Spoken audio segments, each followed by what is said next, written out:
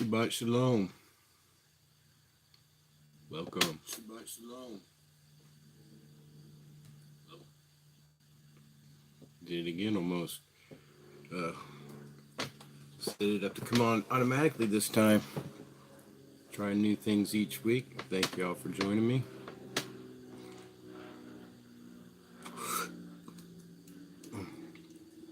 This is Throwing Baby Out with the Bathwater.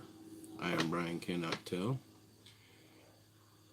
This is a program where we sit and read ancient texts together, discuss the different things we see and hear in them. I'm going to give a brief description of my faith up front so people understand where I'm coming from when I'm reading this, as well as the people who are going to come at me from my community for even broadcasting something like this publicly, because of the misunderstandings we have continue on even to this day as religion purifies itself in different areas.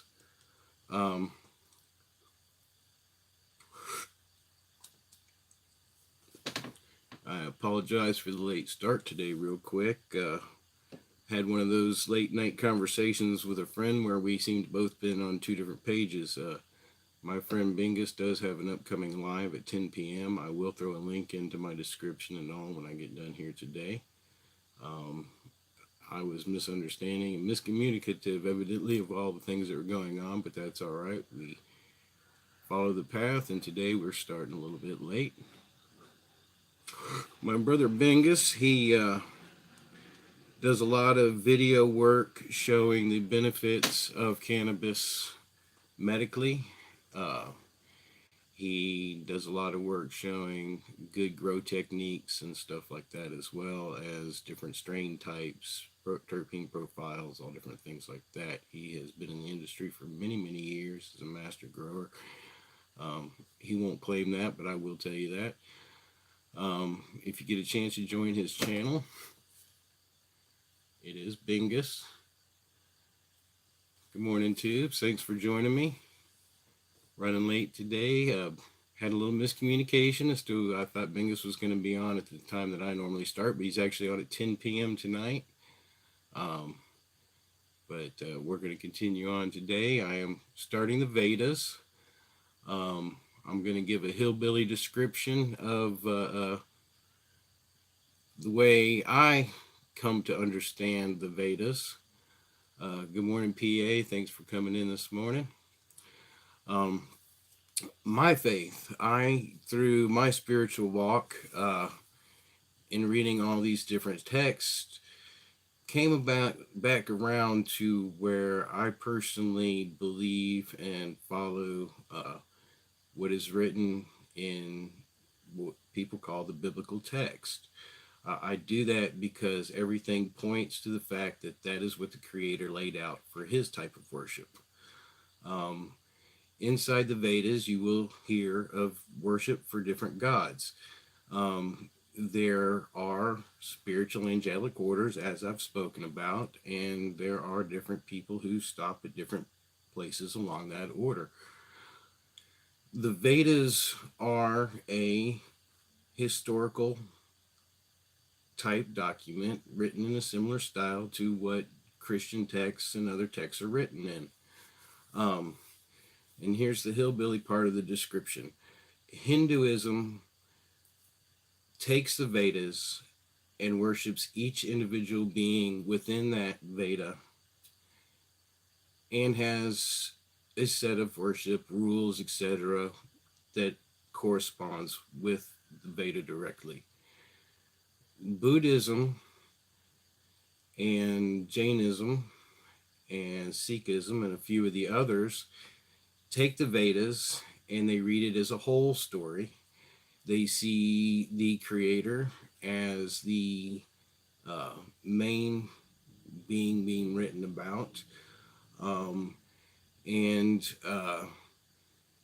They come at the Vedas not as worshiping each and every individual being, but as understanding the spiritual whole, each one with a different interpretation. Kind of like within Christianity, breaking it out among denominations or such. Um,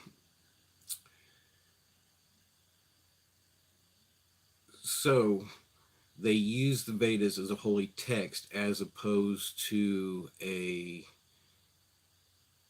religious structure or document of particular worships and orders of worship. Um, it was through my reading of these and understanding the different worship of the different gods and things like that, realizing that it is important to the overall structure of spirituality, that worship plays a part in that. It was seeing that there is an order to that worship, that made me realize that the Creator allowed this structure to be distributed within our dimension to show the order of the spiritual dimension. And that is why I began to look to see what the Creator says is the way to worship me. And that's where I found the listing of what He says to worship Him in the Old Testament, of what we call the Bible, and began to follow that, being that the Creator is the author of it all. But that's where I am. That's how I came to where I am. Being born into the structure of religion, and said you worship this God just because you worship Him, He is God, yada yada yada. Uh, they don't they don't explain that there's a spiritual reason for it.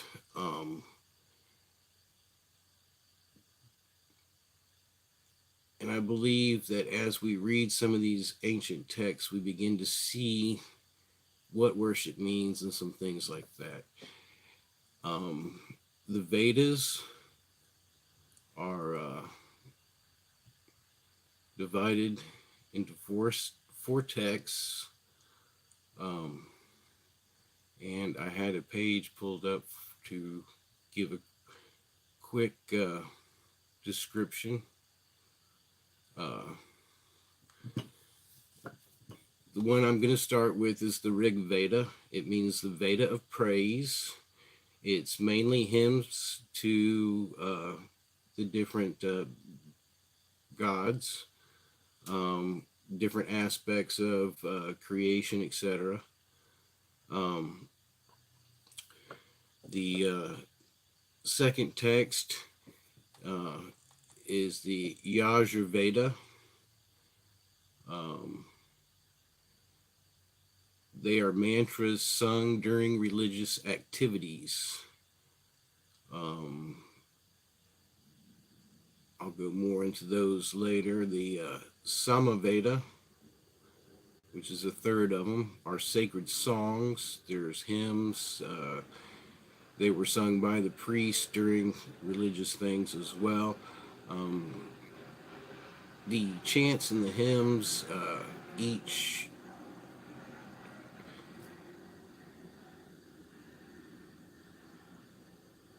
each one has a metaphysical as well as a physical relation, which we will discuss as we go through them. And then the final is the Artha Veda, and it's considered the Veda of knowledge, and it holds the knowledge of science, of medicine, sorcery, and many other aspects like that. Um,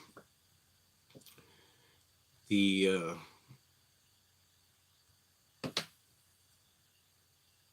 the Vedas have a very complex pantheon in them because, like I said, it's describing a spiritual structure. But in the overall, it has a few main uh, names. Um, and I guess the easiest way to do this would just to be read through this little text here. Uh, The Brahmins, the Kshatriya, the Vaisyas, they form the original divisions of Vedic society. They worship their own classes of gods. Individually, when the Brahmins perform sacrifices for themselves in domestic rites, they're making offerings to each of their individual gods. Um,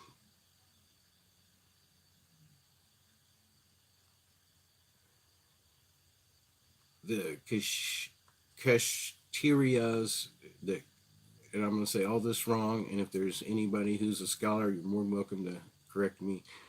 Worship gods of Kshatriya power, namely Indra, Varuna, Soma, Rudra, Parjanya, Yama, and Isana.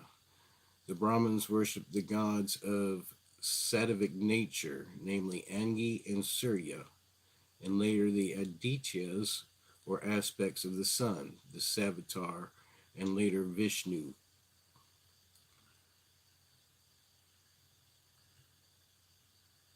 The Vaisyas worship the gods of Vis, or commonality, namely Vasis, Rudras, Visvedvas, and Maruts. The Sudras worshipped Pusan and Aditya and several local village deities.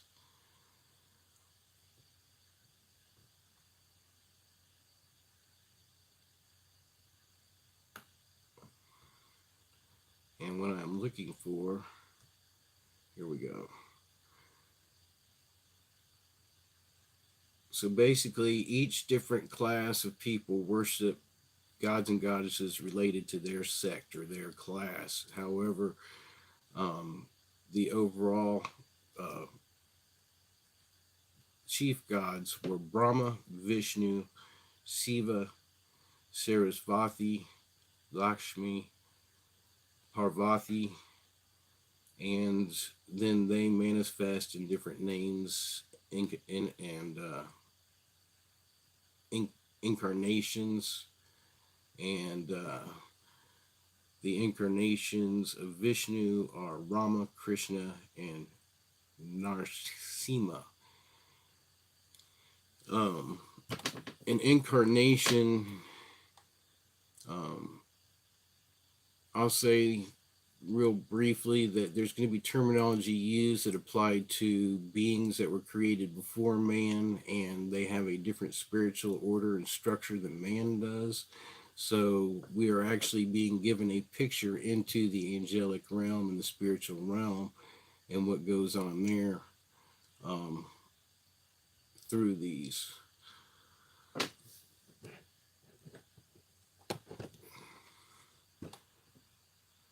I'll switch back over real quick before I get to reading.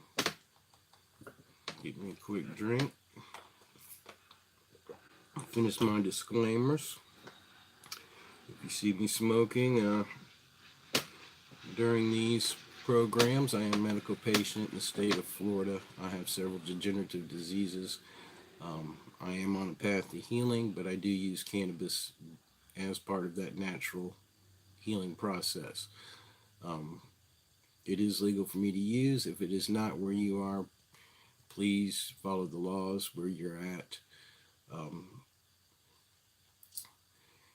and I also have other bad habits I participate in, and I will admit they're bad habits. So, that said, um, as I read, feel free to chat about anything, bring up any point, anything you think or see from the way you believe. We invite all aspects of conversation here because we're all on a path together.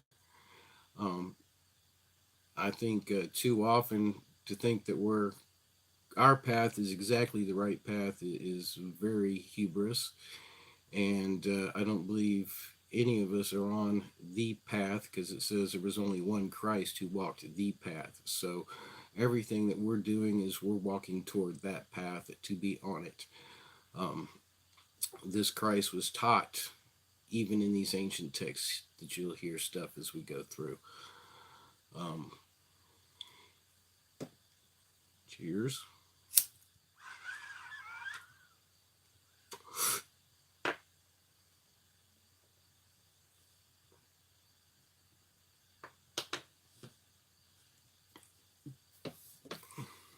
Starting in with the Rig Vedas. Laud Angi, the chosen priest, god minister of sacrifice. The Hotar, lavishest of wealth. Worthy is Angi to be praised by living as by ancient seers. He shall bring hitherward the gods. Through Angi man obtained wealth, yea, plenty waxing day by day. Most rich in heroes glorious. Angi, the perfect sacrifice which thou encompassest about, verily goeth to the gods. May Angi, sapient-minded priest, truthful, most gloriously great, the god come hither with the gods. Whatever blessing, Angi, thou wilt grant unto thy worshipper, that, Angiras, is indeed thy truth. To thee, dispeller of night, O Angi, day by day with prayer, bringing thee reverence we come. Ruler of sacrifices, guard of law eternal, radiant one, increasing in thine own abode. Be to us easy of approach, even as a father to his son. Angi, be with us for our weal. Now, there's interestingly several corresponding things in here. Angi being the name of the one that they're worshiping, but the aspects that they're trying to bring about or show is wealth, um, and it seems that this is a bright or shining being. Our next chapter is about Vayu. Beautiful Vayu, come for thee, these soma drops have been prepared. Drink of them, hearken to our call. Knowing the days, with soma juice poured forth, the singers glorify thee, Vayu, with their hymns of praise. I'll pause right here. Soma juice is from a plant. It is of a similar extract that the soma we use now is made out of. Note that part of the worship here is the use of soma. Thee, Vayu, with their hymns of praise. Vayu, thy penetrating stream goes forth unto the worshipper, far spreading, for the soma dropped. These, Indra, Vayu, have been shed. Come for our offended dainty sake. The drops are yearning for you both. Well do ye mark libations, ye Vayu and Indra, rich and spoil. So come ye swiftly hitherward, Vayu and Indra, come to what the Soma presser hath prepared. Soon, heroes, thus I make my prayer. Mitra of holy strength I call, and foe destroying Varuna, who make the oil-fed rite complete. Mitra and Varuna, through law, lovers and cherishers of law, have ye obtained your mighty power. Our sages, Mitra Varuna, wide dominion, strong by birth, vouchsafe this strength that worketh well. I also want to point out that over and over throughout these old texts, you're going to see that there is a law referred to.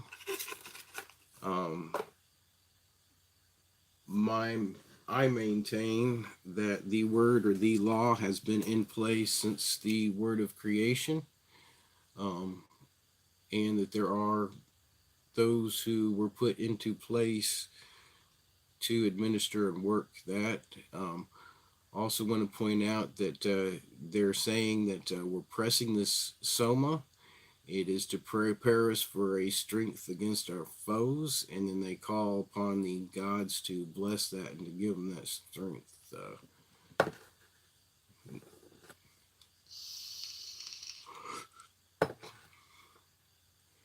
Yea, Asvins, rich in treasure, Lord of splendor, having nimble hands, accept the sacrificial food. Yea, Asvins, rich in wondrous deeds, ye heroes worthy of our praise, accept our songs with mighty thought. Nisatyas, wonder workers, your ark, these libations with clipped glass. Come ye whose paths are red with flame.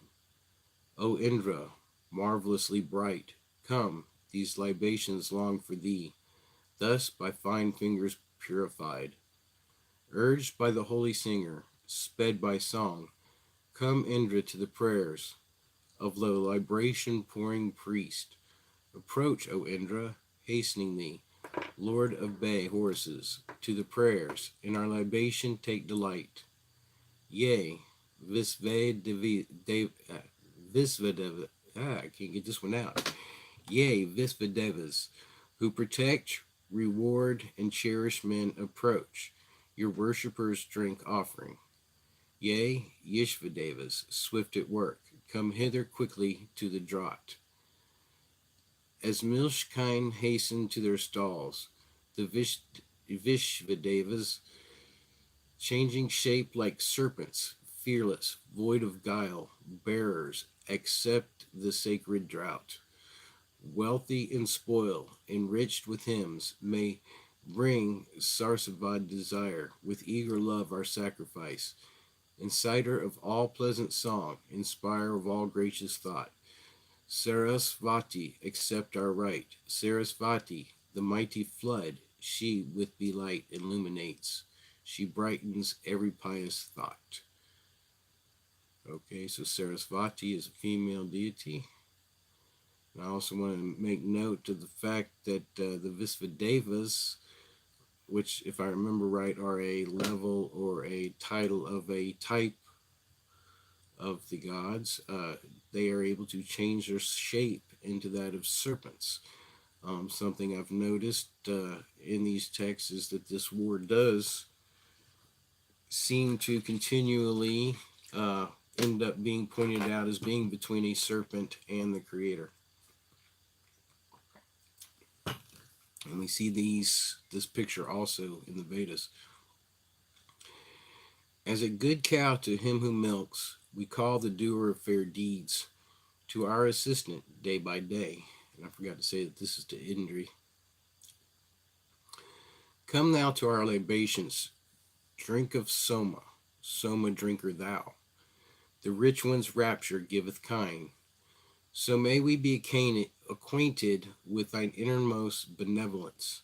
Neglect us not, come hitherward. Go to the wise, unconquered one. Ask thou of Indra, skilled in song, him who is better than thy friends. Whether the men who mock us say, depart unto another place, you who serve Indra and none else. Or whether God of wondrous deeds, all of our true people call us blessed. Still may we dwell in Indra's care. Unto the swift one bring the swift, man cheering, grace of sacrifice, that to the friend gives wings and joy. Thou, Sadakratu, drankest this, and wast the vitreous slayer. Thou helpest the warrior in the fray. We strengthen, Satakratu thee, yea, thee, the powerful in fight, that Indra, we may win us wealth. To him the mighty stream of wealth, prompt friend of him who pours the juice, yea, to this Indra sing your song. Once again, we have a record of a drink, soma, being used to bring about great courage in a time of war, that this war is being fought to increase their wealth.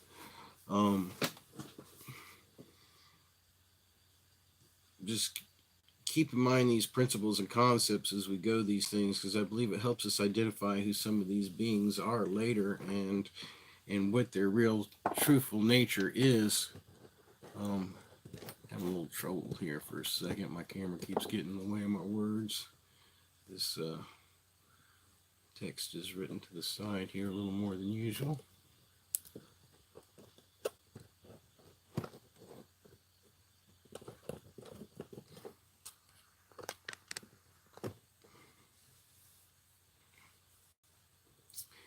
Indra, O come ye hither, sit ye down. To Indra sing ye forth your song. Companions, bring hymns of praise. To him, the richest of the rich, the Lord of treasures excellent, Indra, with soma juice outpoured. May he stand by us in our need, and in abundance for our wealth. May he come nigh us with his strength, whose pair of tawny horses, yoked in battles, foemen challenge not. To him, to Indra, sing your song. Nigh to the soma drinker come, for his enjoyment, these pure drops, the soma mixed with the curd. Thus grown at once to perfect strength, was born to drink the soma juice. Strong Indra for preeminence. O Indra, lover of the song, may these quick somas enter thee. May they bring bliss to thee, the sage. Our chance of praise have strengthened thee, O Satrakratu, and our lauds so strengthen thee the songs we sing.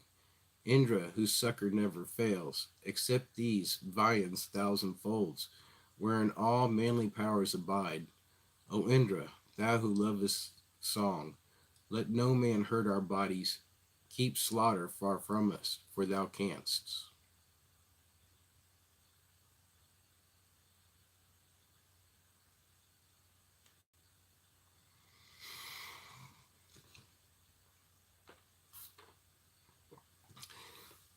They who, Indra, this is hymn 6. Indra, they who stand round him as he moves, harness the ruddy steed. The lights are shining in the sky. On both sides to the car they yoke the two bay horses dear to him. Bold tawny, bearers of the chief, thou making light where no light was, in form, O men, where form was not, was born together with the dawns. Thereafter they, as is their wont, threw off the state of babes unborn, assuming sacrificial names. Thou, Indra, with the tempest gods, the breakers down of what is firm, foundest the kine even in the cave. Worshipping even as they list, singers laud him who findeth wealth, the far renowned, the mighty one. Mayest thou verily be seen coming by fearless Indra's side, both joyous, equal in your sheen, with Indra's well-beloved host, the blameless, hastening to heaven, the sacrificer cries aloud, come from this place, O wanderer, or downward from the light of heaven. Our songs of praise all yearn for this. Indra, we seek to give us help. From here, from heaven above the earth, or from the spacious firmament. And I know my buddies are going to love this who are in the flat earth, but I want to make note of the fact that once again we have the fact that the heaven, the earth, and the firmament are all divided out. Where they are is not given to us. However, they are defined. Um, we also note from this text a couple things as well. Um,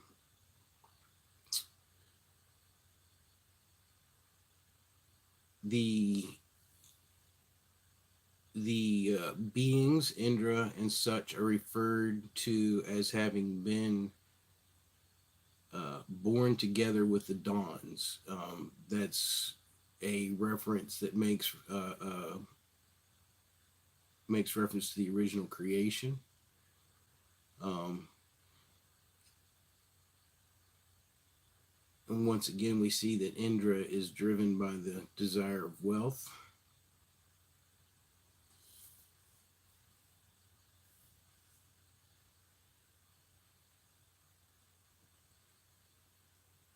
Let's see, I'm going to switch over here real quick. Blessed hand, thanks for joining us this morning. Good morning. Hi, old Growlicious. Good to see you, buddy. Blessed hands, I am reading from the Rig Veda. It is the first of the four Vedas. I'll give a real brief description again. Vedas are an ancient uh, historical and religious text used by the Hindus. Um, Later, we have the Buddhas who come along and reinterpret those texts as being Not that we have to worship each and individual god that's inside of it, but they begin to look at the overall picture as well. There being a creator, there being different things written about, and they look at them more as a spiritual text as opposed to a set of rules like the Hindus follow. Um, I, though my belief is in the Creator and that His worship is shown in the Bible, am reading this to show that there is a created order, there is created worship. These beings are identified by their behaviors in these things. Um, we have more hints of creation, we have more hints of the creator, we have lots of descriptions of astrotheology that have been taken from or excluded from other texts that when you match them they match up. um, Now as I read these, note they are hymns of praise from worshipers to the beings that came and they saw as gods. And I believe they are in the same realm or inkling of the tablets of Enki, other fallen beings or fallen angels, or those that have decided to transgress the created order.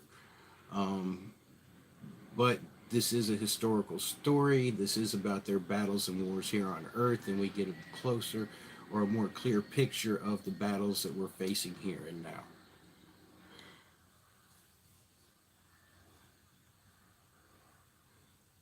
Yes, actually, that's a good point. I did not drop a link this morning. This is going to be the one that I am going to be reading from. I searched through several different ones this week, and it was the easiest one with the biggest letters. I'll be honest with you, because I am blind. And see it as I am not trying to teach the Vedas, but merely read through them and try to glean things from them as we read. Here you go. I know that this is a Hindu site. Um, as with any form of magic, there does come certain rewards and benefits from worshiping those that are in authority over a certain area. I do not recommend you do this. As children of the Creator, as beings of uh, light, we are told that we can go directly to Him to ask for our needs, that we don't have to deal with anything that could possibly trick us. Um, that is my stand on this and where I'm going to be coming from as I read through these things.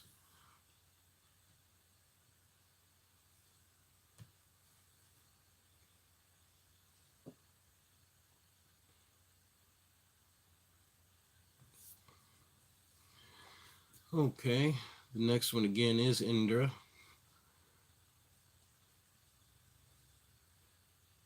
This is hymn number 7. Indra, the singers with high praise. Indra, reciters with their lauds. Indra, the choirs have glorified. Indra hath ever close to him his two bay steeds and word yoked car. Indra the golden, thunder armed. Indra hath raised the sun on high in heaven, that he may see afar. He burst the mountains for the kind. He help us, O Indra, in the phrase, phrase, where thousand spoils are gained, with awful aids, O awful one. In mighty battle we invoke Indra, Indra in a lesser fight, the friend who bends his bolt at friends. Unclose our manly hero, thou who ever bounteous yonder cloud, for us thou irresistible. Still higher at each strain of mine, thunder armed Indra's praises rise. I find no laud worthy of him. Even as the bull drives on the herd, he drives the people with his might, the ruler irresistible. Indra, who rules with single sway men, riches, in the fivefold race of those who dwell upon the earth. For your sake, for each side, we call Indra away from other men. Ours and none others may he be. And I want to note here that you can at the time of Enki, we have record of a sevenfold race. This is the reason why I believe these are ancient texts before Enki in his tablets, before the Anunnaki. Here we have fivefold race.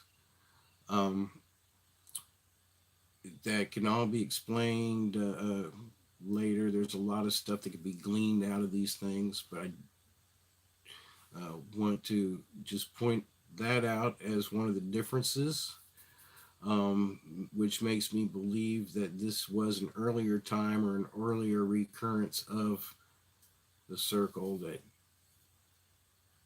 we see over and over. Hymn number 8, once again to Indra.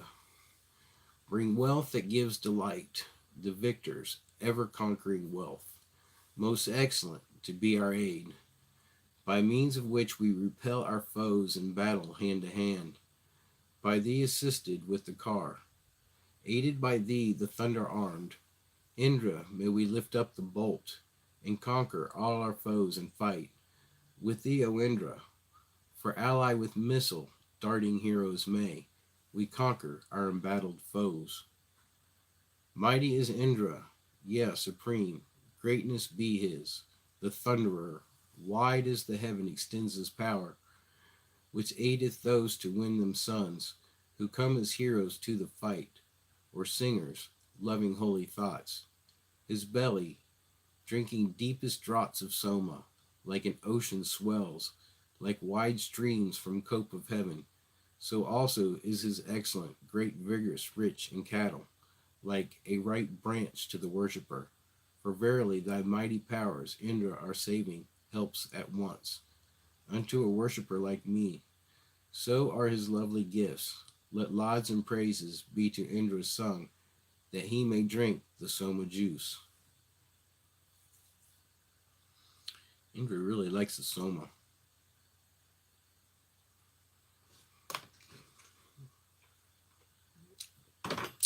I found it interesting here that he has a missile darting heroes, or sounds like they have some type of weapon that fires missiles. We note that whatever it is, it brings about the name to him of the Thunderer, and that when it is present, it extends across the full width of the heavens. So whether that be some type of craft or weapon or being, I don't know, but those are some things to listen for.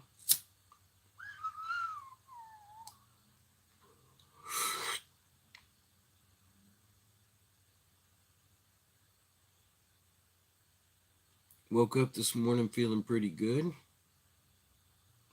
Got all my stuff together and done. Part of my regiment is that every 4 to 5 hours I have to use kratom. I'm at 4 hours. I could probably go to 5, but instead of sitting here and getting more and more uncomfortable, I made a preparation and had it ready today.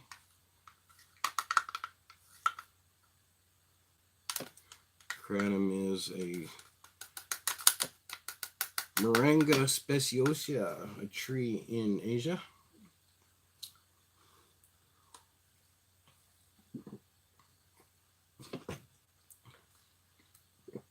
It produces an opiate-type alkaloid that goes against pain.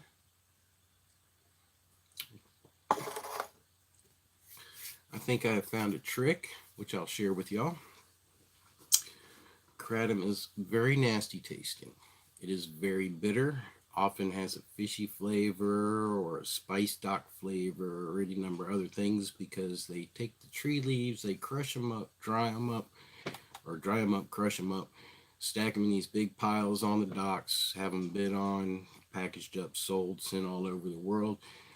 That's one of the reasons why they have issues with kratom in America, because that is not always the best regulated.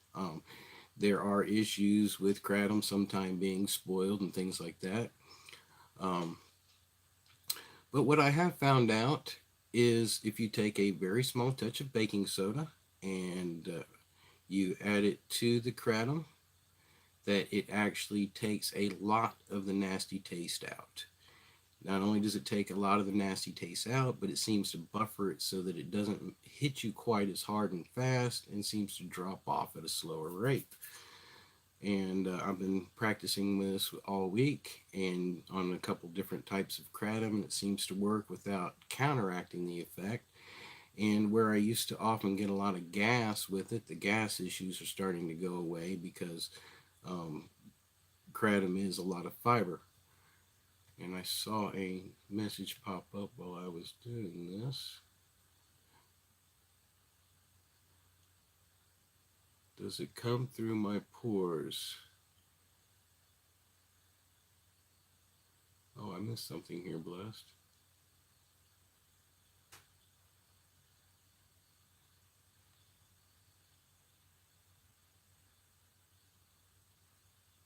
Give me just a minute, folks, as I read backwards here.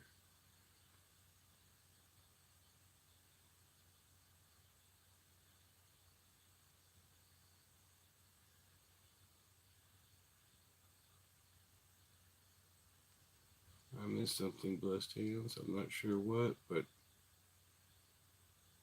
I'm not offended by anything right now. So,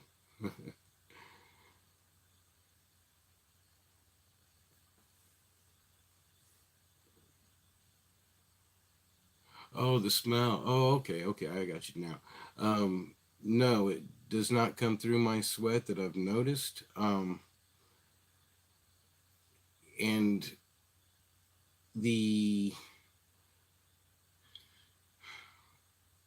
how to explain it? I think some of the flavor that comes out in it is a lot of what they crop it with. Um, just as when you grow cannabis in fishy soil, it has somewhat of a fishy flavor. Um, but that doesn't come out when you use cannabis out of your skin like it would if you ate fish all the time. Um, but as far as changing my actual smell, I don't know of any. No. Um, but yeah, the kratom itself isn't always the most pleasant, but it does work and it works well. I know people have had trouble with it. There's three types of kratom. One is a stimulant, one is a depressant, and one is somewhat in the middle. And depending on your system, one or the other of those may be something you don't like. Plus, sometimes it takes a little bit, and sometimes it takes a lot to affect your pain. And you have to find, how much it takes, or how much resist, or how much you need to build up in your system, even to get to the point where it works continually. To take a small too light of a dose and say, oh, it doesn't work, boom, I'm done. Uh, I understand that thought, but the way the kratom work is it doesn't always come at the same strength because it's grown by somebody else. It's not regulated. It may take a little bit this time. It may take a lot next time. But the fact is the way the chemical works is it is a type of opiate. It does go to the same places that normal opiates go to, but it is not as addictive. It is not as strong, and therefore it doesn't give you all the other effects that opiates do. Um, I have to live on them, so I choose to live on a natural produced way that's not processed, not concentrated, and as low as my body can work. And this is working well for me.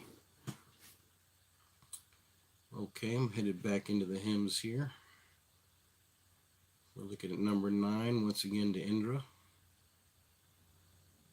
Come, Indra, and delight thee with the juice at all of the Soma feasts. Protector, mighty in thy strength, to Indra pour ye forth the juice, the active gladdening juice to him, the gladdening onific God. O Lord of all men, fair of cheek, rejoice thee in the gladdening louds.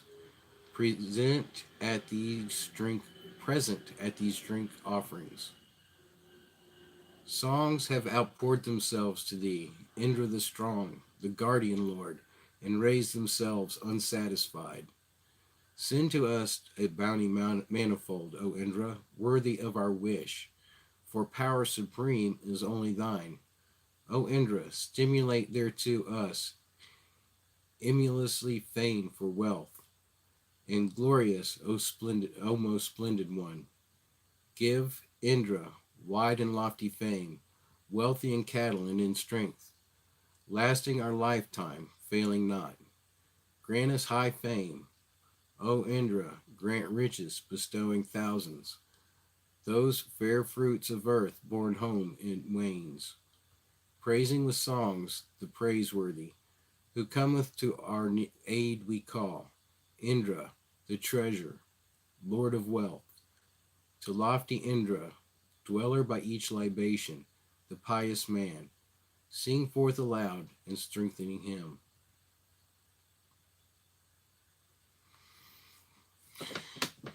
And 10 to Indra. The chanters hymn thee, they who say the word of praise magnify thee. The priests have raised thee up on high, O Satakratu, like a pole. As up he clomb from ridge to ridge and looked upon the toilsome task, Indra observes this wish of his, and the rain hastens with his troop. Harness thy pair of strong bay steeds, long mane, whose body fill their girths, and Indra, Soma drinker, come to listen to our songs of praise. Come hither, answer thou the song, sing in approval, cry aloud. Good Indra, make our prayer succeed, and prosper this our sacrifice. To Indra must a laud be said, to strengthen him who freely gives, that Sakra may take pleasure in our friendship and drink offerings. Him we seek for friendship, him for riches and heroic might. For Indra, he is Sakra. He shall aid us while he gives us wealth. Easy to turn and drive away, Indra is spoiled, bestowed by thee. Unclose the stables of the kine, and give us wealth, O thunder armed. The heaven and earth contain thee not, together in thy wrathful mood. Win us the waters of the sky, and send us kine abundantly. Hear thou, whose ears is quick, my call. Take to thee readily my songs. O Indra, let this laud of mine come nearer even than thy friend. We know thee mightiest of all. In battle, hear of our cry. Of thee, most mighty, we invoke the aid that giveth thousandfold. O Indra, son of Kusika, drink our libation with delight. Prolong our life anew, and cause the seer to win 1,000 gifts. Lover of song, may these our songs on every side encompass thee, strengthening thee of lengthened life. May they be dear delights to thee.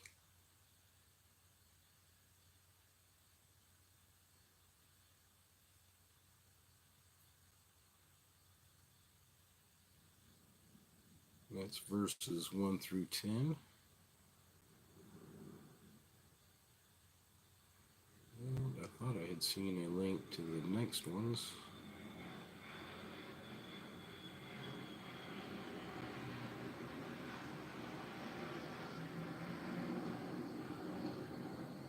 Guess I should have opened up a second link.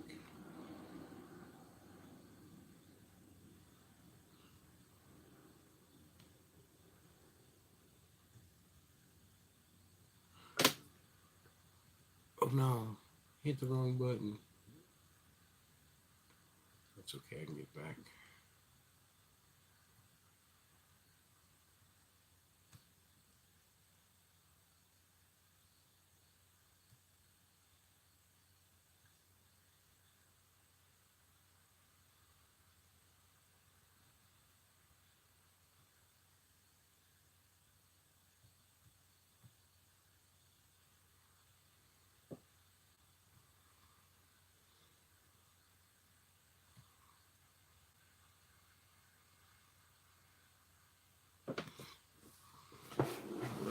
figured it back out.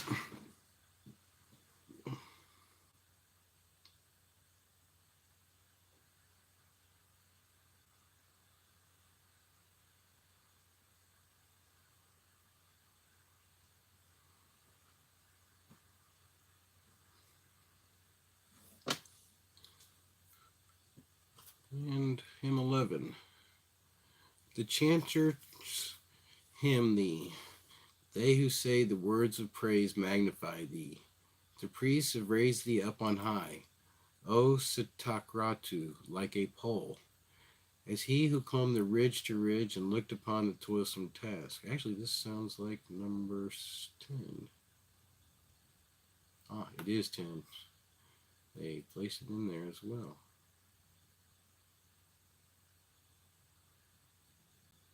Number 11.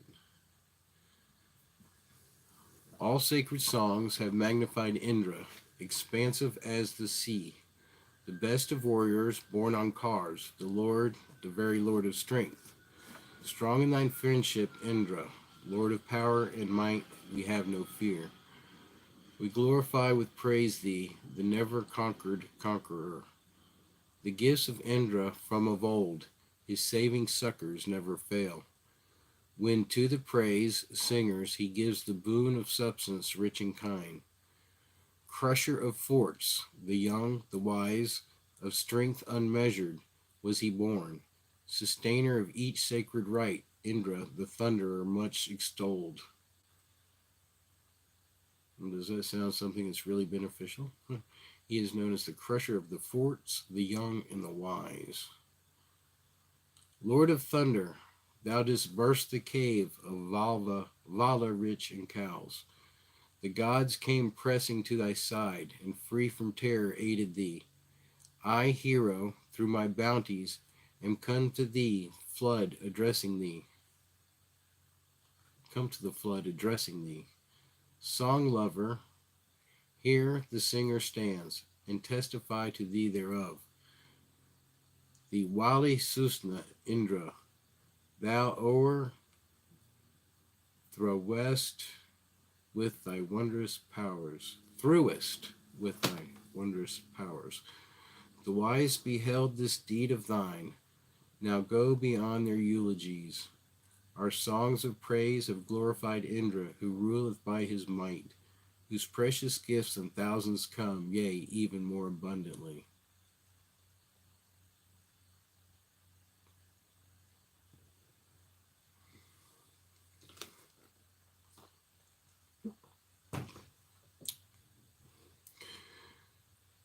Number 12, Angi. We choose Angi the messenger, the herald, the master of all wealth, well skilled in this our sacrifice. And one thing I'm going to point out is that we see over and over that the different gods in the different times have different things that are assigned to them. This one, in this case, being the messenger or the herald. With callings ever, they invoke Angi, Angi, Lord of the house, oblation bearer, much beloved. Bringing the gods hither, Angi, born for him who strews the sacred grass. Thou art our herald, meet for praise. Wake up the willing gods, since thou, Angi, performest embassage. Sit on the sacred grass with the gods. O Angi, radiant one, to whom the holy oil is poured, bum up our enemies, whom friends protect. By Angi, Angi is inflamed, Lord of the house, wise, young who bears. The gift, the ladle is his mouth. Praise Angi in the sacrifice, the sage whose ways are ever true, the God who driveth grief away. God Angi by his strong defense, who, Lord of sacrificial gifts, worshipeth thee, the messenger. Whoso with sacred gifts would fain call Angi to the feast of gods. O purifier, favor him. Such Angi, purifier, bright, bring hither to our sacrifice. To our oblation bring the gods. So lauded by our newest song of praise, bring opulence to us, and food with heroes for our sons. O Angi, by effulgent flame, by all invokings of the gods, show pleasure in this lot of ours.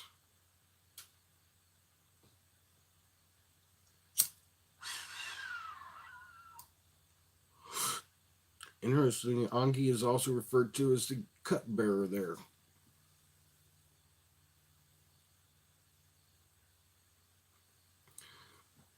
I believe as you identify the different pieces, their different positions, you identify where they are in the circle that's being played out.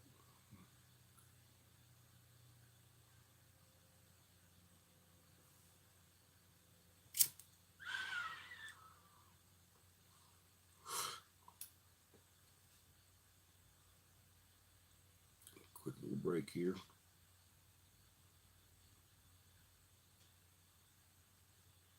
Anybody got anything that they've noted up to here that they want to throw out there?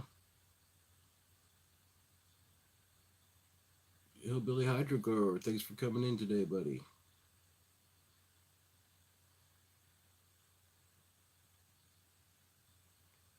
It's good to see you. Taking a little smoke break here, real quick. I took my kratom a few minutes ago, and it's going through its first section of the gut that it deals with.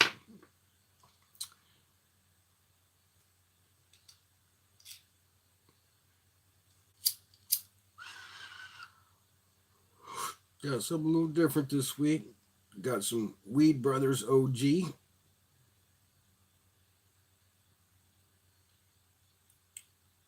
I've actually been enjoying it pretty well. Usually, if I go past my comfort point, I'm able to take a couple hits of this one and not feel like I'm straining against pain. For those who will understand or who need to understand, pain comes in different levels, and there are certain levels of pain that you can deal with naturally without it bothering you too much, not have to have anything for it. A lot of times, cannabis works in this area very well, kind of like an aspirin would. Then there's another level of pain which bothers you not just in your body, but a little bit in your soul. And it's kind of like having an edge grinding against you. And a lot of times, even when you're in heavy pain with that edge, cannabis will remove that edge that grinds against your soul. Um, the part that makes you so uncomfortable you just can't stand the pain. Even when the pain is still there, it'll take that edge away a lot of the time so that you can deal with even a heavier pain naturally. Um,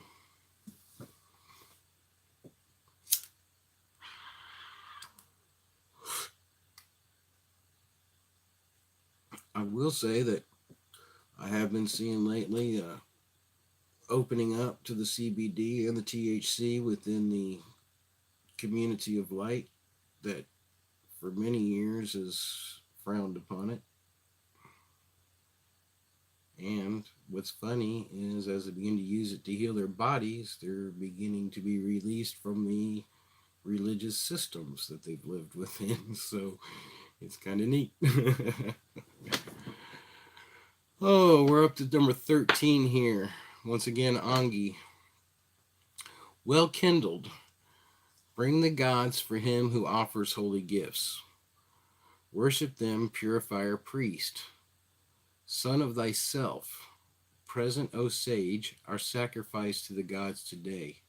Sweet to the taste, they that may feast. Dear Narasamasa, sweet of the tongue, the giver of oblations, invoke to this our sacrifice. Angi, on thy most easy car, glorified, hither bring the gods. Manu, appointed thee as priest. Strew, O ye wise, the sacred grass that drips with oil, in order due, where the immortal is beheld. Throw open the Throw open be the doors divine, unfailing that assist the right, for sacrifice this day and now. I call the lovely night and dawn to seat them on the holy grass, at this our solemn sacrifice. The two invokers I invite, the wise, divine, and sweet of tongue, to celebrate this our sacrifice. Ila, Sarasvati, Mahi, three goddesses who bring delight, be seated peaceful on the grass. Savar I call, the earliest born, the wearer all farms at will. May he be ours, and Kur's alone. God Sravan of the wood, present this our oblation to the gods, and let the giver be renowned. With Sva, pay the sacrifice to Indra, the offerer's house. Thither I call the deities. I want to make note here real quick.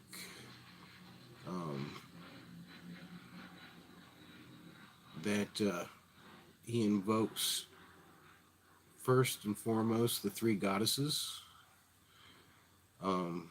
This is a principle that we see throughout occultism, often referred to the phases of the moon. I use the word occultism not to mean black magic or anything like that, but of the hidden knowledges, the occulted knowledges. Um, the goddess is part of the order, part of the creation of this universe and all that kind of stuff. Not to bring any theology into it, but just to show that here in the oldest texts already referred to, also that we have reference to a god of the wood that kind of plays an important part later. Sovran.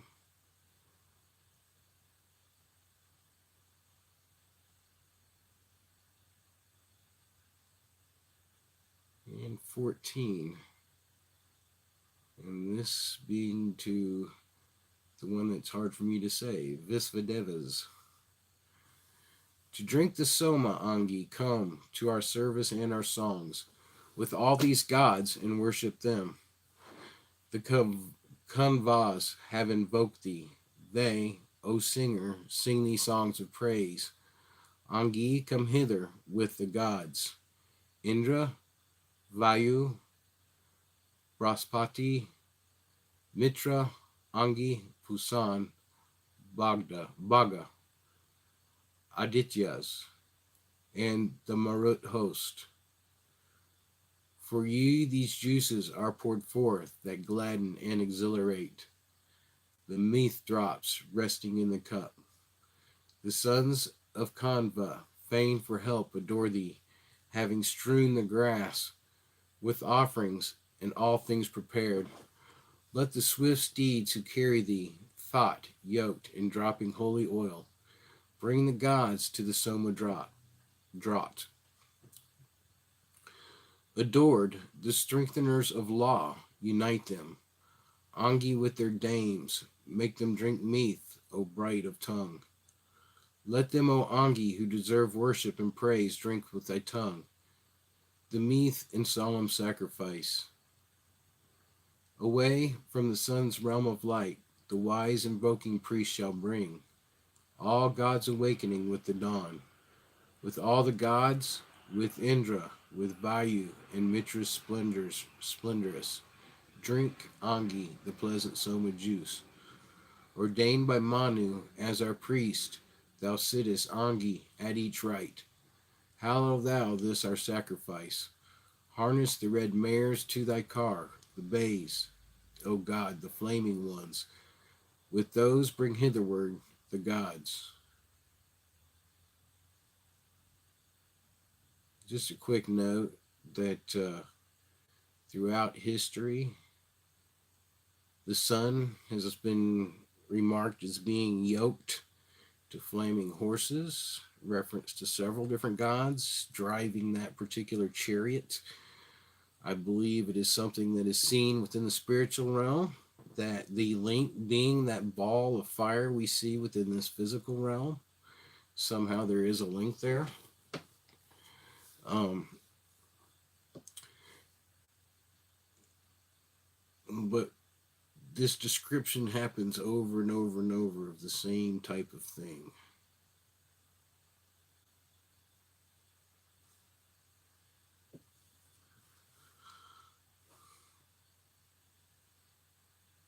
15. This is to two. O Indra, drink the soma juice with her two. Let the cheering drops sink deep within, which settle there.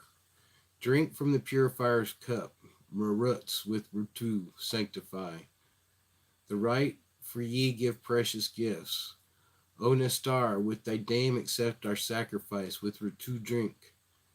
For thou art he who giveth wealth. Bring the gods, Angi, in the three appointed places set them down. Surround them with their two drink. Drink Soma after the Atus, from the Brahman's bounty undissolved. Indara is thy friendship bound. Mitra, Varuna, ye whose ways are firm, a power that none deceives. With her two, ye have reached the right. I wonder if the R2 isn't a drink here as well, like the Soma. The Soma pressers feign for wealth, praise the wealth giver in the right, and sacrifices praise the God. May the wealth giver grant to us riches that shall be far renowned. These things we gain among the gods. He with the Ritu fain would drink, wealth giver from the Nestor's bowl. Yeah, it is. Haste, give your offering and depart. As we this fourth time, wealth giver, honor thee with the Ritus be. A giver bountiful to us. Drink ye the meath, O Asvins, bright with flames, whose acts are pure, who with Ritus accept their sacrifice. With Ritu, through the house fire, thou, kind giver, guidest sacrifice. Worship the gods for the pious man.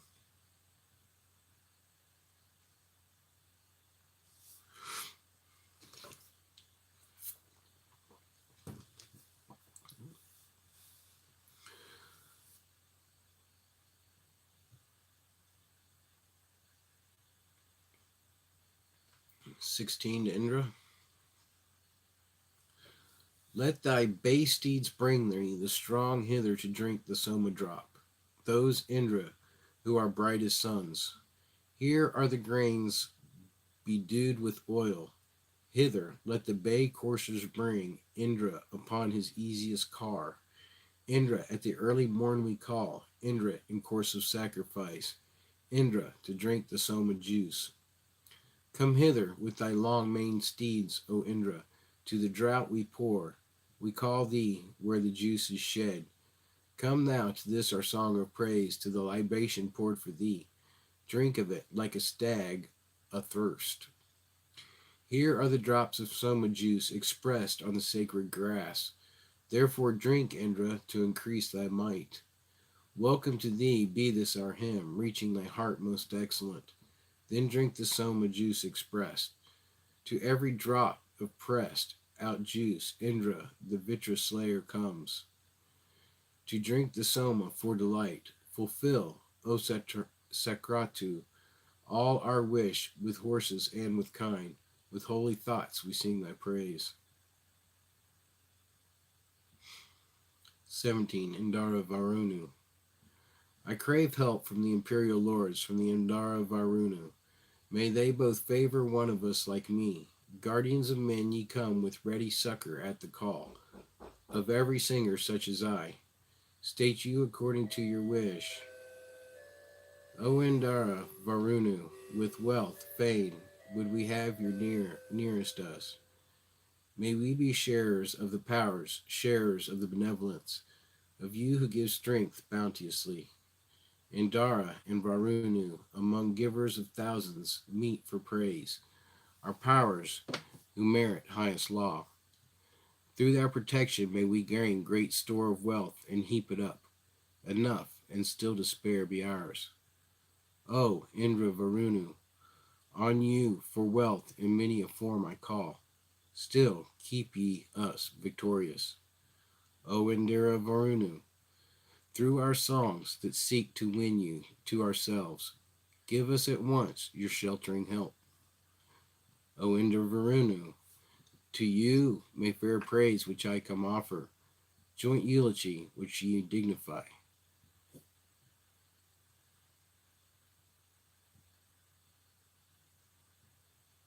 I want to make a quick note here that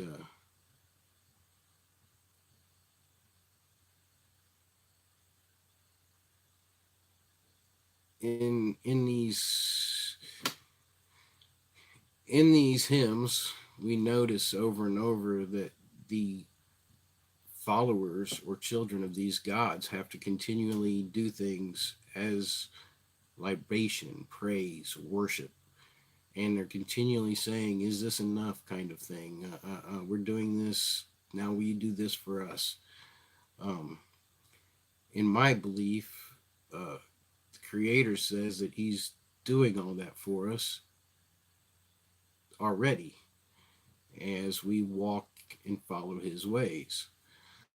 Um, so, because that is being done for us, we in turn say thank you, which is the form of worship that I believe in, as opposed to the form of worship of I'm laying out an offering. Now, will you bless it? Now, will you give me what I'm asking for? And I just wanted to make that point as we read through this that we see that these followers have to do this with the ones that they're calling God in most cases. You are going to find some references to the Creator God where they're doing exactly as I just described. They're saying, "Hey, you've done this for us already. We're saying thank you. You are the Most High." This next one is to Brahmanopsati. Brahmanopsati. That's a long one. Um, Something I have noticed is that whenever the word Brahman is used, it's reference to the Most High or an aspect of the Most High God. Whether that be the first of creation or the Creator Himself, I'm not always sure. But the word that comes after, like Apsadi, after Brahman, would be like uh, the avatar or the incarnation of Brahma in this case, I guess is the way of saying it.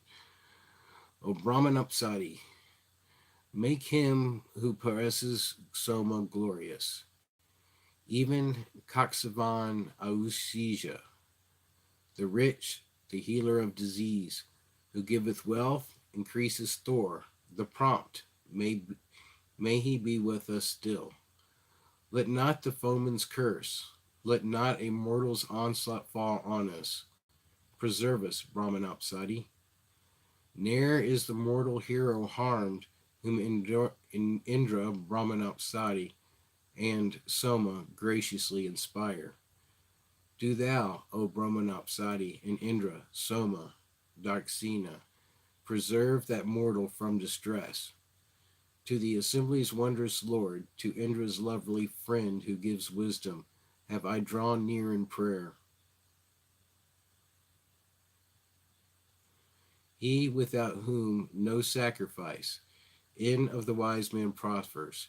He stirs up a series of thoughts. He makes the oblation prosper. He promotes the course of sacrifice. Our voice of praise goes to the gods. I have seen Narasamasa, him who resolute, most widely famed, as were the household priest of heaven. And as I was making reference before I uh, began, it says, He without whom no sacrifice and of the wise man prospers. He stirs up the series of thoughts. He's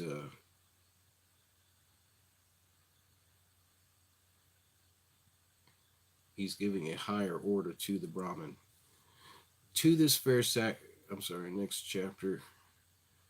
is Angi Maruts. To this fair sacrifice, to drink the milky draught, thou art invoked. O Angi, with the Maruts come. No mortal man, no god exceeds thy mental power, O mighty one. O Angi, with the Maruts come. All gods devoid of guile, who know the mighty region of midair. O Angi, with those Maruts come. The terrible, who sing their song, not to be overcome by might. O Angi, with those Maruts come. Brilliant and awful in their form, mighty devourers of their foes. Angi, with those Maruts come. Who sit as deities in heaven, above the sky vaults, luminous sphere. O Angi, with those Maruts come. Who scatter clouds about the sky, away over the billowy sea. O Angi, with those Maruts come. Who with their bright beams spread them forth over the ocean in their might. O Angi, with those Maruts come. For thee, to be thine early draught, I pour the somu, mingled meath. O Angi, with the Maruts come. I heard several interesting things as I was reading that one. I didn't stop because I knew it would distract me. Once again, the Maruts are referred to as brilliant, awful in form, mighty devourers of their foes.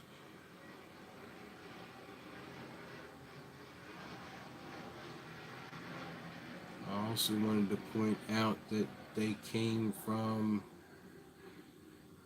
scatter clouds about the sky away over the billowy sea, so they have some type of control over the clouds.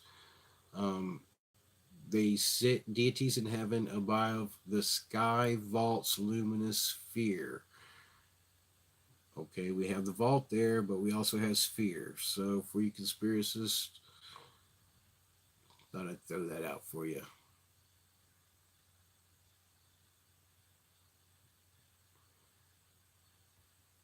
Switch back over here for a second, see what's going on here.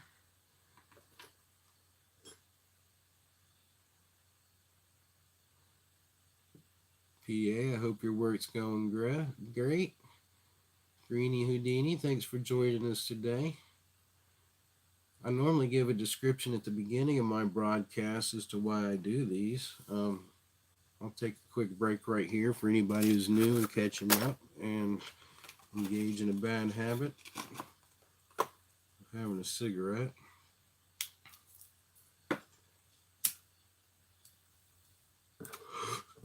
From the time, well, let me put it this way. I had researched a lot of the Hindu and Vedic stuff upon leaving my faith while searching out New Age spirituality.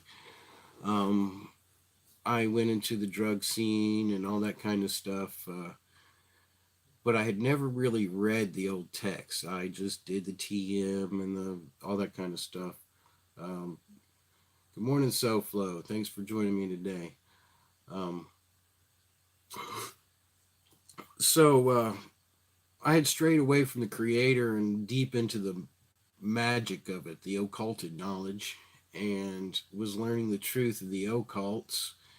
And my first son was born, and it was a vision I had been given at 13 years old that made me realize the creator was in control of time. And you can hear that story in previous broadcast. From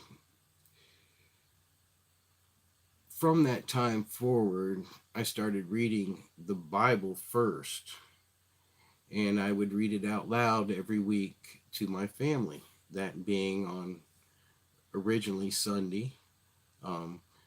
We changed between 1994 and 2004. We went through a period where we visited like every type of religion, every type of denomination, every different type of church. We tried to find the truth within our Christianity, and every time we would go somewhere and ask more questions, they would say, "You're asking questions we don't like to answer here. Please move on." And we came to the place where we went from Sunday to Saturday Christians, from Saturday Christians to Saturday Messianics. We also, during that time, went to synagogue and a number of other things, exploring the Jewish side of it specifically. Um, like I said, everywhere we went, we asked questions and we were asked to move on. But that began the habit of reading weekly a text to the kids. Eventually, that shifted over to Saturday as we began to follow a Saturday Sabbath as opposed to a Sunday Sabbath. Um, as I've said before, the Sabbath's in all the laws, a day of rest. Uh, I It says don't argue about which day a man takes if he takes a day because he's doing that in his own heart.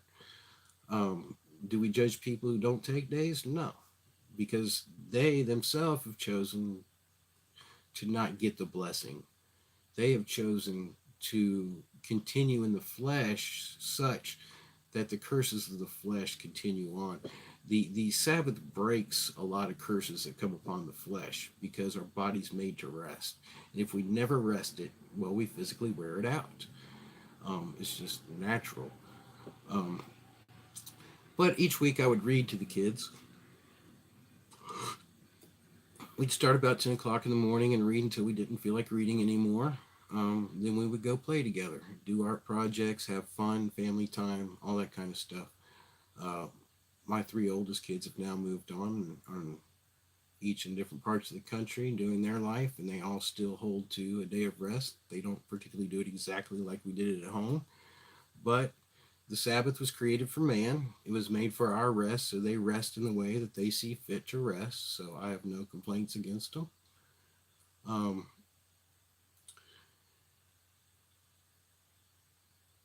the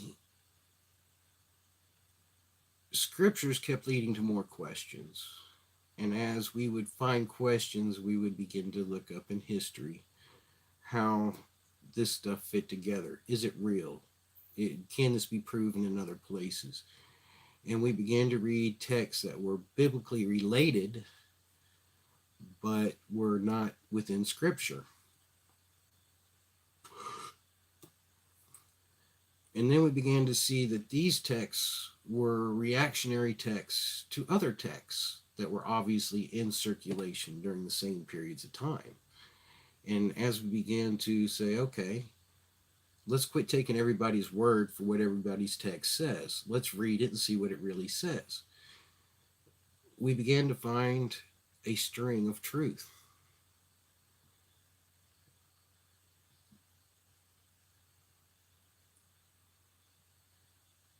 As I read, I try to point out this string of truth. Um, the disclosure that is going on right now is meant to destroy the paradigm of 6,000 years.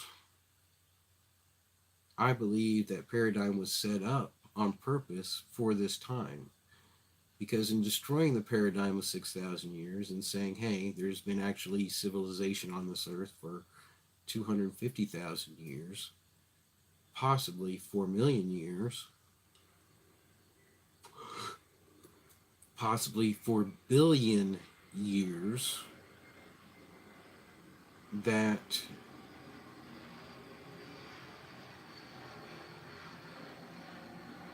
the disclosure is showing we're finding monuments that are older and older and older.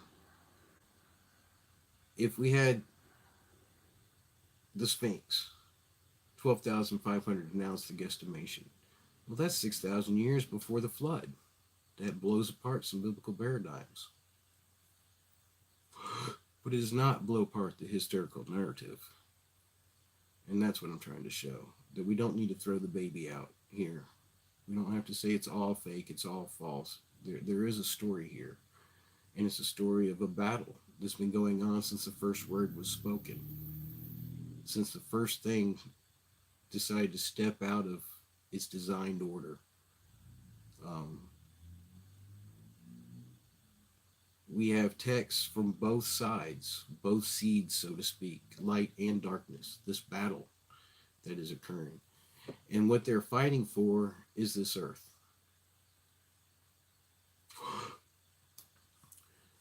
So I'm going to play a thought experiment right here, guys. I've thought about starting to do some of these. If there has been a battle going on for one piece of property in a universe that is expansive beyond our imagination, are we not standing on possibly the most valuable piece of real estate in the universe? And if we are, why? The thought experiment, which I decided to play and look into, because we find out that in the end conflict, the judgments are about destroying this piece of real estate, which is something that we've been complicit and helped do.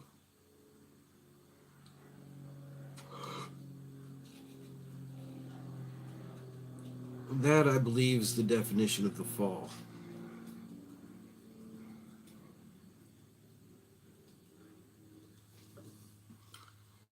Howdy, Ball for Life. Thanks for joining us today, buddy.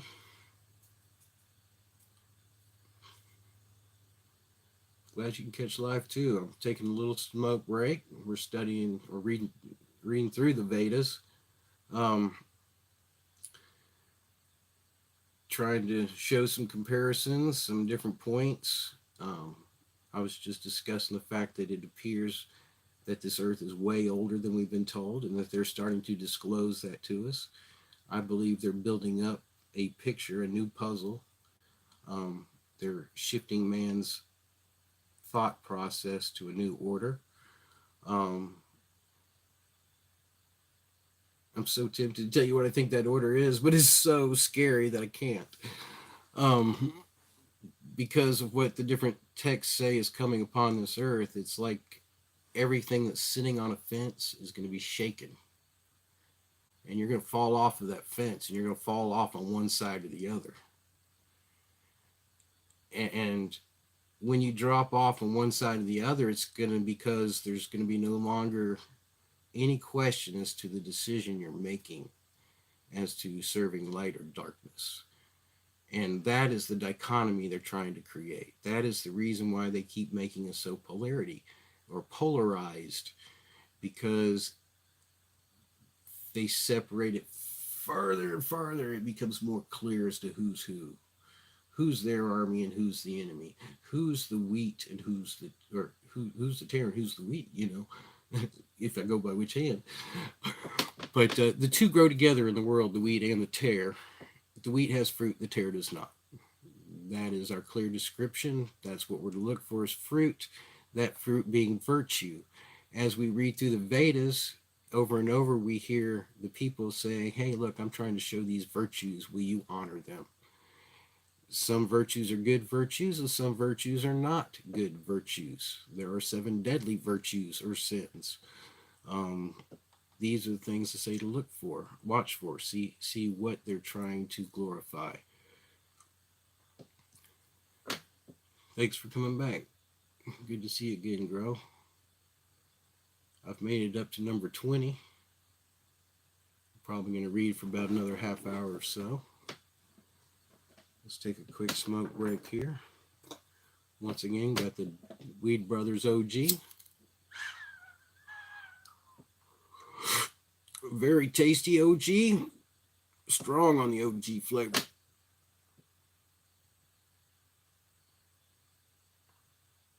And like most OGs, work very well for pain. Taking that pain edge off. Cheers, brother.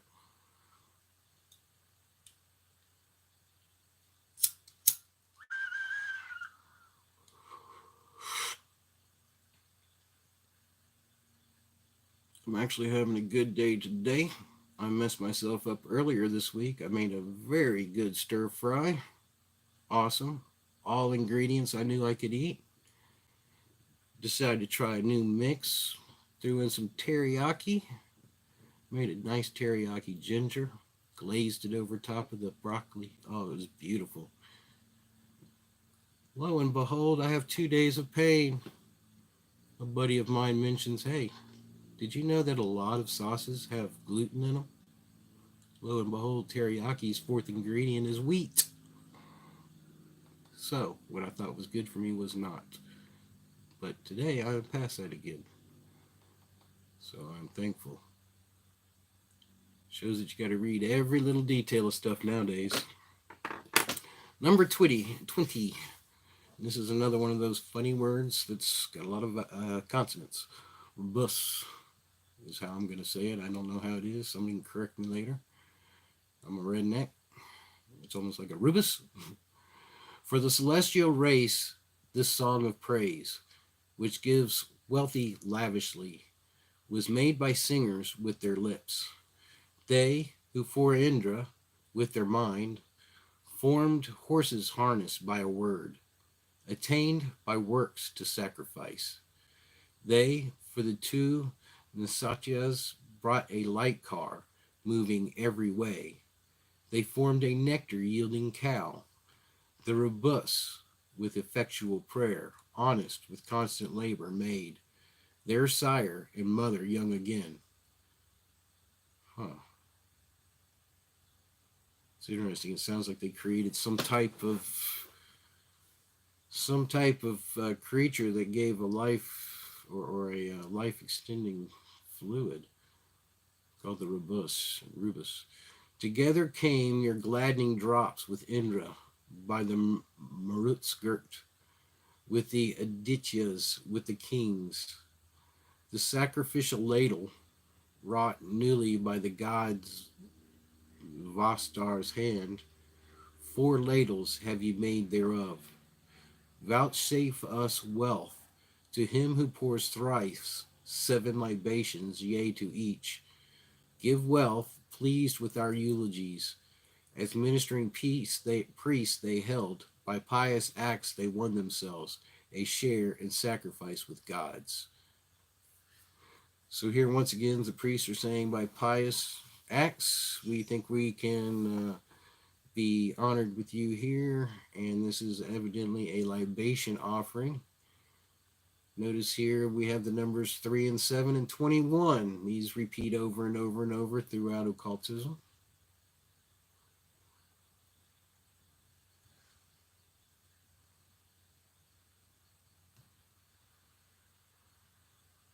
I think you have to be careful with numerology. I don't believe it's there particularly to show a future, but it's there to show us that the future was already written. I don't know how to explain that other than to say that it's more accurate afterwards than opposed to before an event.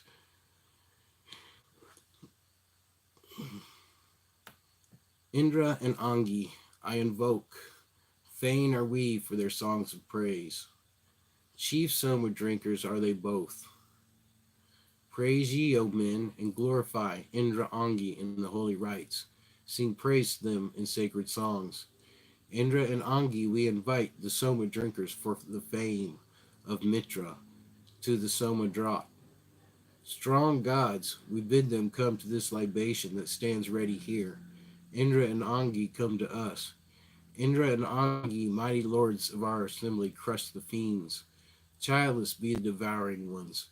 Watch ye through this your truthfulness. There, in the place of spacious view, Indra and Angi send us bliss.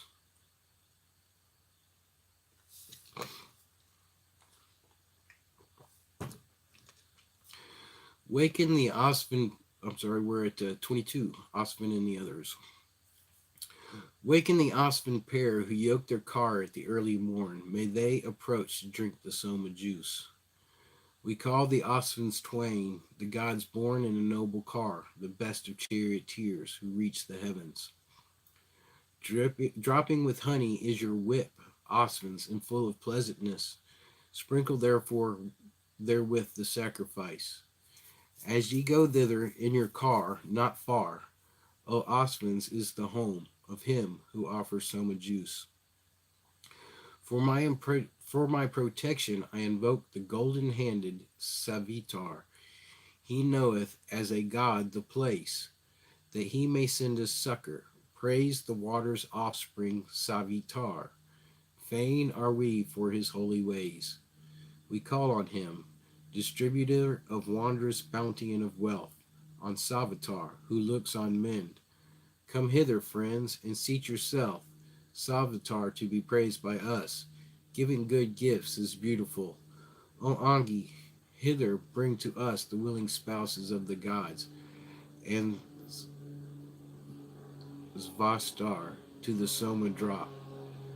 Most youthful Angi, hither bring their spouses, Hatra, Bharati, Varutri, Disana for aid, spouses of heroes, goddesses, with whole wings may they come to us, with great protection and with aid.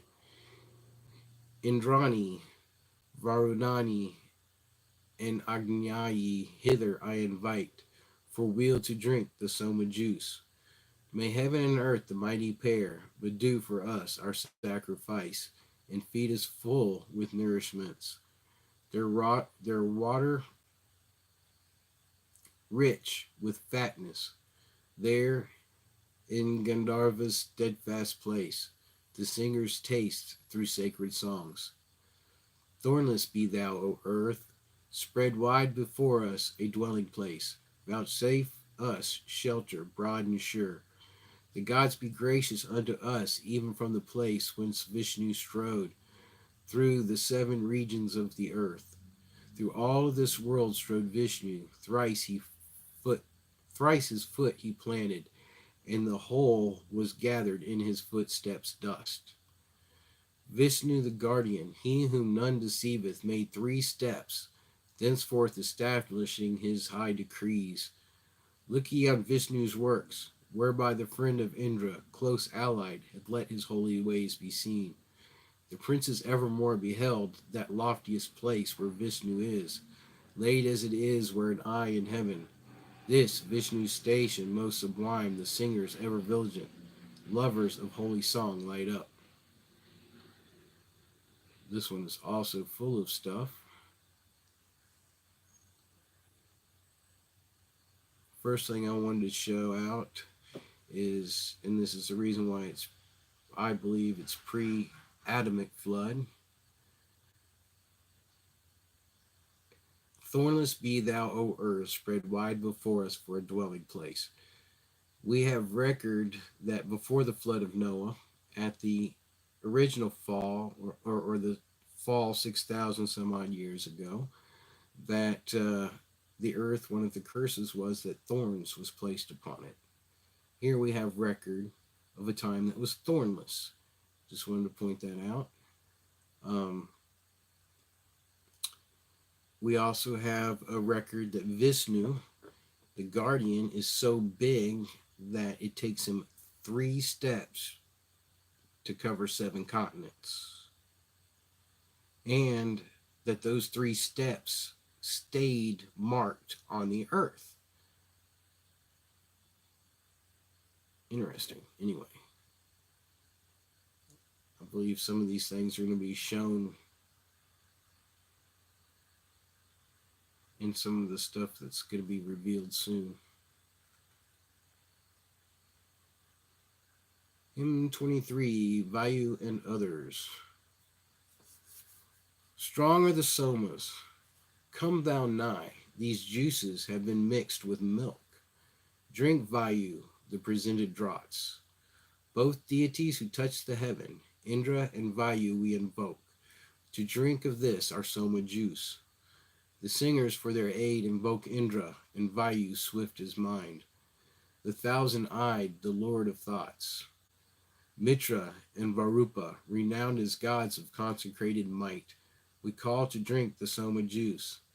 Those who by law uphold the law, lords of the shining light of law, Mitra I call, and Varunu. Let Varunu be our chief defense. Let Mitra guard us with all aids. Both make us rich exceedingly. Indra, by Marut's girt, we call to drink the soma juice. May he state him in union with his troop.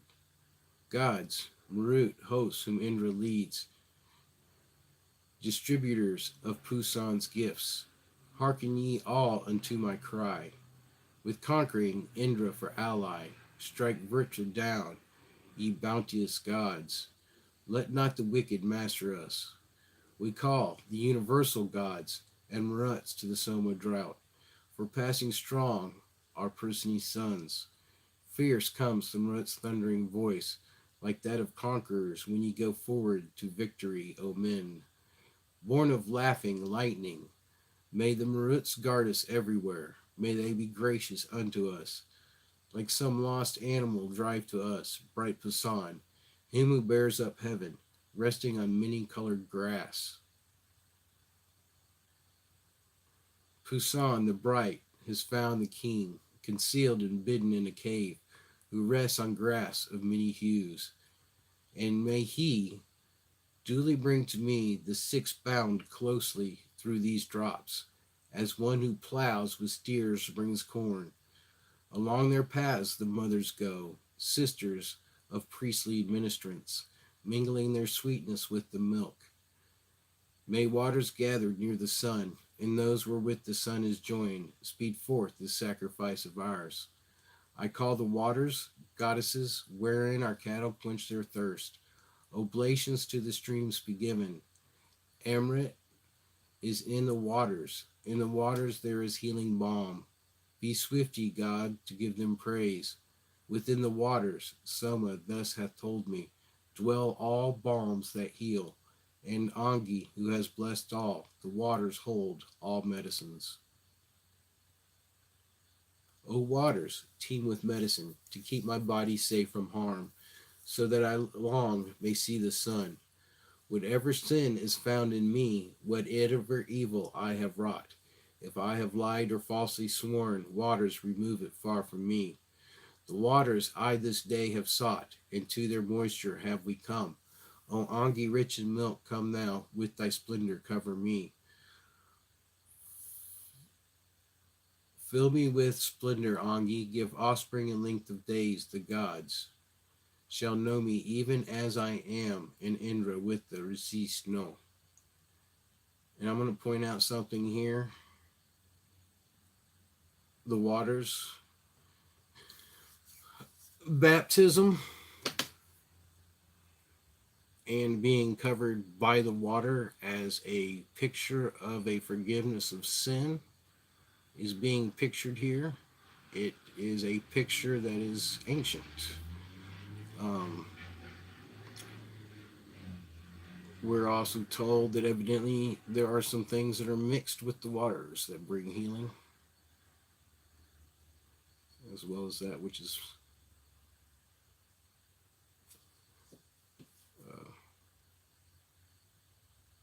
the water plays a very important part in the spiritual cosmology, and I don't fully understand it, but I'm going to throw a few things out there in the thought process. We have the waters above, we have the waters below, we have the fact that all life relies on water.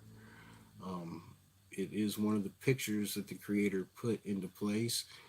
We have record in the scripture of some waters that are particularly guarded or controlled by angels or beings. We have here a picture of waters that are being controlled by some type of being. Just putting things out there for us to keep in mind as we read these things, that these pictures are ancient, that these are things that are being trying to be controlled by both sides. These are things that are being claimed as theirs by both sides, that this is a battle for all this type of stuff. Okay. We're looking at 24, Varuna and the others. Who now is he, what god among immortals, of whose auspicious name we may bethink us? Who shall to mighty Aditi restore us, that I may see my father and my mother? Again, the god, the first among the immortals, of his auspicious name let us bethink us. He shall to mighty Aditi restore us, that I may see my father and my mother. To thee, O Savitar, the Lord of precious thing, who helps us. Continually for our share we come. Wealth, highly lauded ere reproach hath fallen on it, which is laid, free from all hatred, in thy hands. Through thy protection may we come to even the height of influence, which Bhaga hath dealt out to us. Oops, pushed it up too far.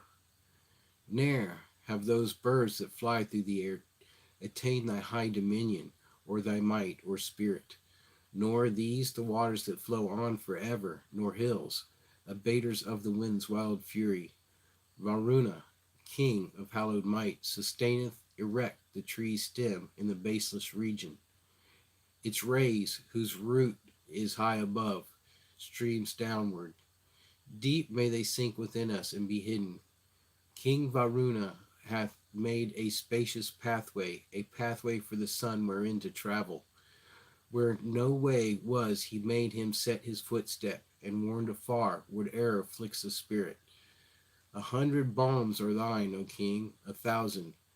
Deep and wide-reaching also be thy favors. Far from us, far away, drive thou destruction. Put from us and the sin we have committed. Whither by day depart the constellations that shine at night, sit high in heaven above us.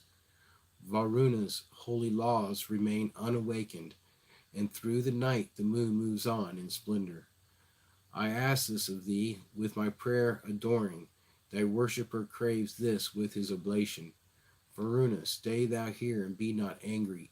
Steal not our life from us, O thou wide ruler. Nightly and daily this one thing they tell me. This too the thought of mine own heart repeateth. May he to whom pray, fettered Sunasepa, may he, the sovereign Varuna, release us. Bound to the 3 pillars, captured Sunhasepa. Thus the idea made his supplication. Him with Savaruna Varuna deliver. Wise, ne'er deceived, loosen the bonds that bind him. With bending down, oblations, sacrifices, O Varuna, we deprecate thine anger. Wise Asura, thou king of wide dominion, loosen the bonds of sin by us committed. Loosen the bonds, O Varuna, that hold me. Loosen the bonds above, between us and under, so that thy holy law may we made sinless belong to Aditi, O thou Aditya. The only thing I want to point out here is the fact that there is knowledge of a need for piety, a need for redemption, and that there's obviously a plan for redemption so that the one who has been a sinner may be made redeemed and part of the holy law. I want to make it clear that the holy law has already been established. It is known. It's not had to be written many, many years later, but we find the holy law written through many different texts. However, it is my belief that we do find it codified, so to speak. We have a solidification in what's known as the Old Testament of the Bible, a locking in of what the Creator says is the divine law. And we have throughout history, even by those that are opposed to the law, a record of it. Here we're into 25, Varuna. Whatever law of thine, O God, O Varuna, as we are men, day after day we violate. Give us not as prey to death, to be destroyed by thee in wrath, to thy fierce anger when displeased. To gain thy mercy, Varuna, with hymns we bind thy heart, as binds the charioteer his tethered horse. They flee from me dispirited, bent only on obtaining wealth, as to their nest the birds of air. When shall we bring to be appeased the hero, Lord of warriors' might, him, the far-seeing Varuna? This with joy they both accept in common. Never do they fail, the ever faithful worshipper. He knows the paths of birds that fly through heaven, and Servan of the sea. He knows the ships that are thereon. True to his holy law, he knows the 12 moons with their progeny. He knows the moons of later birth. He knows the pathway of the wind, the spreading high and mighty wind. He knows the gods who dwell above. Varuna, true to holy law, sits down amongst his people. He most wise sits there to govern all. From thence perceiving, he beholds all wondrous things, both what hath been and what hereafter will be done.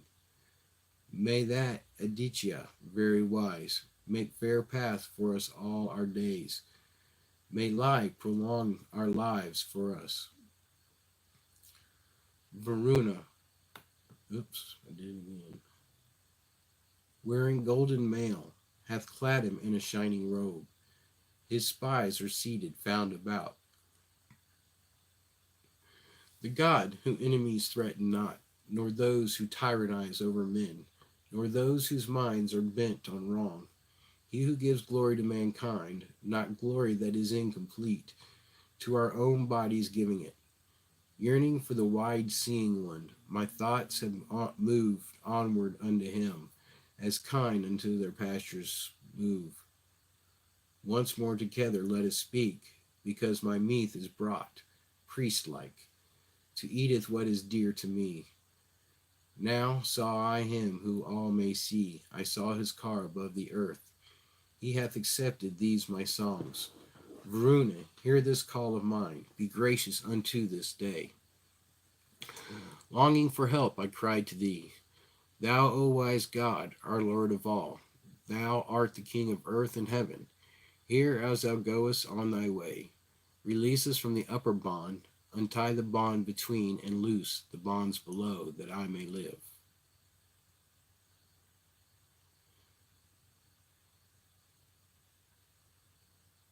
We'll quickly see right here how many more left in this little segment. Pretty lengthy stretch.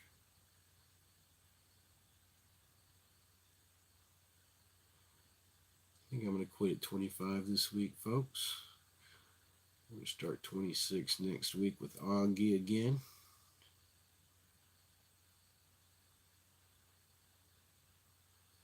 I want to thank everybody for joining me today.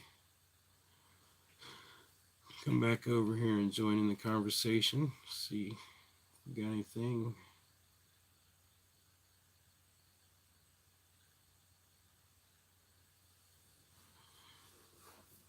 That sucks, that sneaky gluten. I know, brother, man. I am beginning to think it's a conspiracy in and of itself.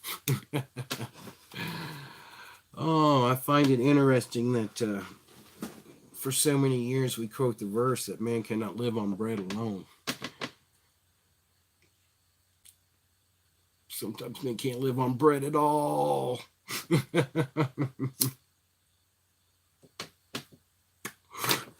An irony of the last days. Greetings, everybody. Thanks for being so kind to each other. Greenie, love to hear about your experience with God before.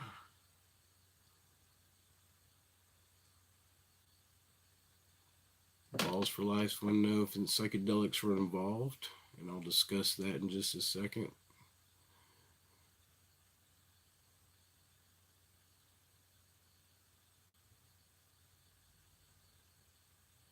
I'm going to read this out loud pretty quick. Balls for Life says, was psychedelics involved? Greenie responds back that everyone always asks me that. Balls says it's common nowadays. Greenie says, when I tell them I felt the presence of God, it isn't normal. And the psychedelic part is normal and feel in touch with the higher presence. And now I'm going to address both of those statements because I learned a lot about that, having been one who took the psychedelic experience, the psychedelic trip. Spent 8 years in shamanism in different forms. The thing about the taking psychedelics. Yes, you can have an experience with that which is good, but you can also have experiences with that which is bad. Um, Psychedelics open doorways, the curtain, so to speak, between our soul, our mind, will, and emotions, and our spirit. That being in us that's between our thoughts, um, the heart, that which drives us. Psychedelics can break that curtain. But sometimes the creator also chooses to step through that curtain himself to touch us. I call those checkpoints in life. Um, in a checkpoint in life, it can come in many different ways. Um, in scripture, there's a story of three different men who were healed of blindness. One man was spoken to and his blindness went away. Uh, one man had to have his, uh, oh geez, my brain just short circuited. Make sure I tell this right. Um,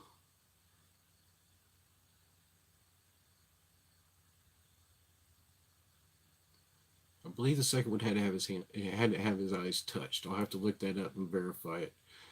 Um, the third one, though, had to have a poultice put on his eyes. The Christ had to actually spit in the dirt, rub the dirt, and rub what you would expect least mud into the eye to fix his eye. These are three different experiences. All of them, the result, their blindness went away. All of them result a direct touch from the Creator. All these are experiences that put them on a path of life, gave them a reassurance, built a faith within them. Sometimes that comes through us forcing open a door. Sometimes that comes when other things come through to us to speak to us. And as I said, when you force open doors, you don't always know what's standing on the other side of that door. And that is my caution to anybody who chooses psychedelics as a method of expanding their mind. Um, there are very serious consequences sometimes depending on what you open up that door to. Um, I have, actually, I'm just going to let that go there.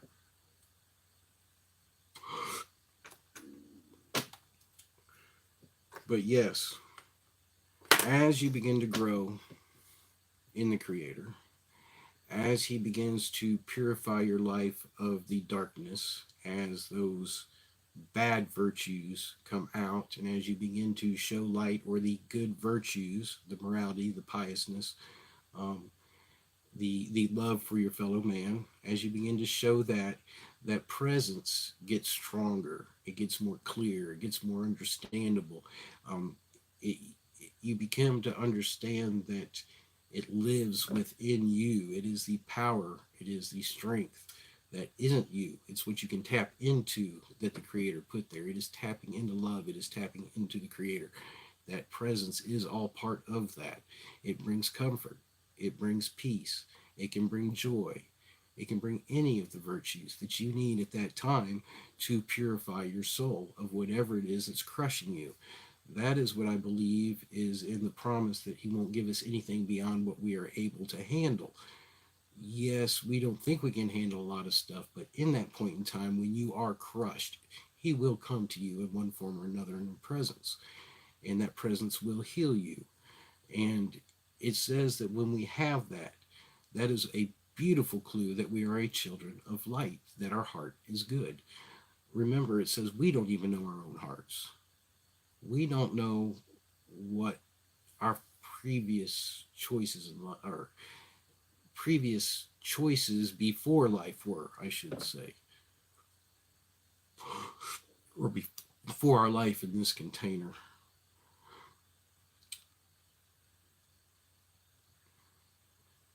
Well, it says he doesn't consider psychedelics and drugs the same things, and hope I didn't offend you, Greenie. Um, I love how we like to define things to where we can deal with it. Um, I, for the longest time, would have said the same thing. I would have said the same thing about marijuana. But by true definition, it is a drug. However, so is sugar. Anything can be abused. We are given clear instruction in all the texts. Do everything in moderation. Do everything with proper instruction. Do everything with a clear conscience in mind. So when we go into these events with other than clear consciences and minds, when we go into the events with distinct hatred in our heart or distinct things, it's going to correct us if we're children of light. If we're not children of light, it's going to attract darkness and even greater darkness and even stronger spiritual foes. As you go further into darkness, you are further deluded. You can't see truth. That is the yang side, or the opposite of the yin and yang. I can't remember which is which right now because it's not particularly positive and negative. Because that's a very complex idea, positive and negative. Um, but I think, balls, that if you're using the word drugs to define the abuse, I agree with you 100%, brother. Uh, you can take things that were meant for healing and make them into something else. And everybody has their own conviction about what is needed for them in their journey. The Creator is taking each one of us on a path. Uh, he created all things on this earth for our healing and for food. Um, he gives us a list of distinct things which are poisons. He gives us distinct lists of things that are not food. Um, when we choose to partake in poisons, we get the results of those poisons. Um,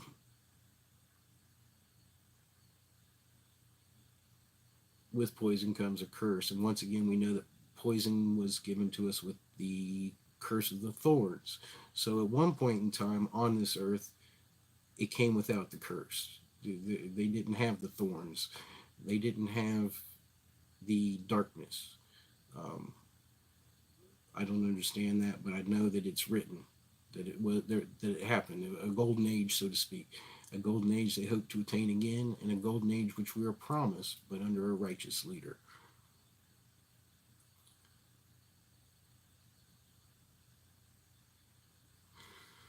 Well, folks, I think it's been a pretty good talk this week, getting into the Vedas. Uh,